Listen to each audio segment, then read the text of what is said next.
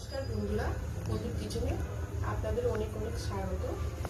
আজকে আমি রান্না করব কাটি কচু চিংড়ি মাছ দিয়ে। আসুন রান্না করা যাক। কড়াই বসিয়ে দিচ্ছি গ্যাসের পরে।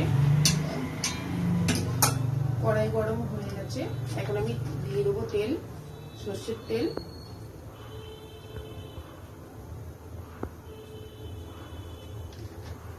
ভাত বসিয়ে দিচ্ছি, ভাত হচ্ছে, ভাত ফুটছে। তেল গরম হয়ে গেছে, এখন শুকনো লঙ্কা, তেজপাতা, গোটা জিরে দিয়ে দেবো তেলের পরে।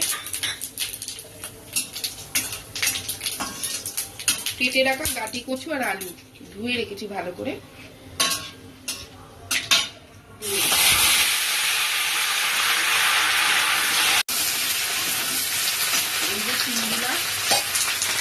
চিংড়ি মাছ দিয়ে করবো।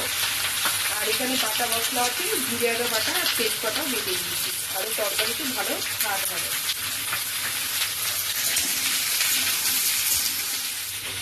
নুন দিয়ে দেবো ভাজার জন্য, একেবারে পরিমাণ মতো নুন দিচ্ছি। আর দিয়ে দেবো হলুদ।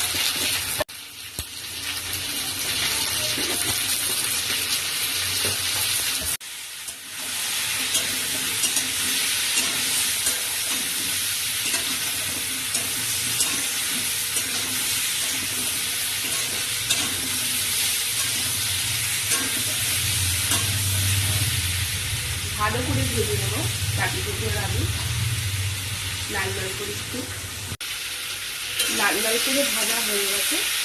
দিয়ে দেবো টমেটো আর দেবো জিরে আদা বাটা আর তেজপাতা।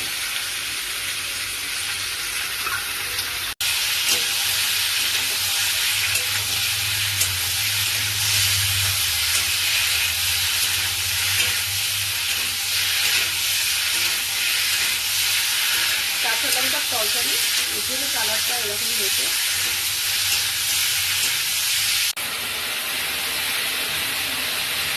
চিংড়ি মাছ ভাজাটা দিয়ে দেবো, দিয়ে ভালো করে তরকারিটা আর একটু কষিয়ে দেবো। এবার জল দিয়ে দেবো।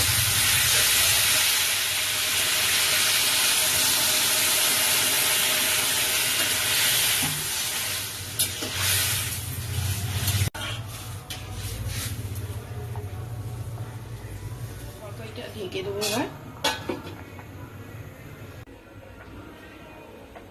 তরকারিটা দেখে নেব কত দূর হয়েছে।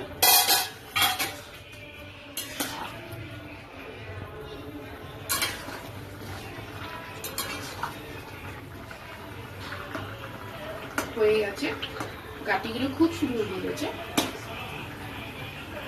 আলু গলেছে।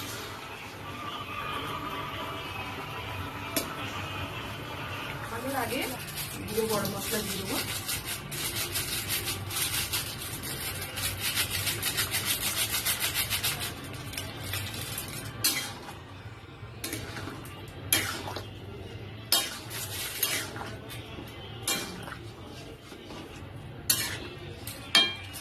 ঢেকে রাখবো একটু, নামিয়ে রেখে দেবো।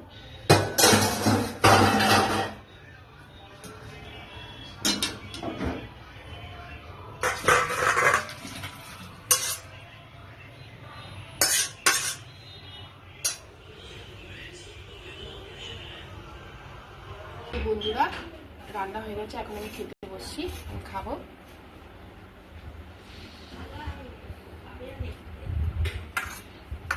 একটু পাতিলেবু নিয়ে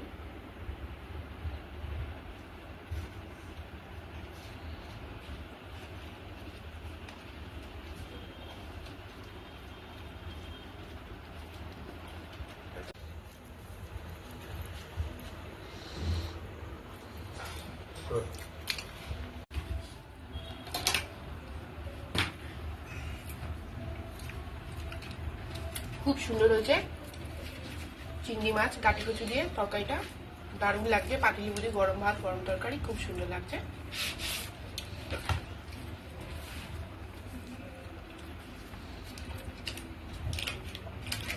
দারুণ হয়েছে। তো বন্ধুরা, ভিডিওটি যদি আপনাদের ভালো লাগে আমার চ্যানেলটিকে আপনারা সাবস্ক্রাইব করবেন, লাইক কমেন্ট শেয়ার করবেন, আমার পাশে থাকবেন, এটি আমার অনুরোধ রইল।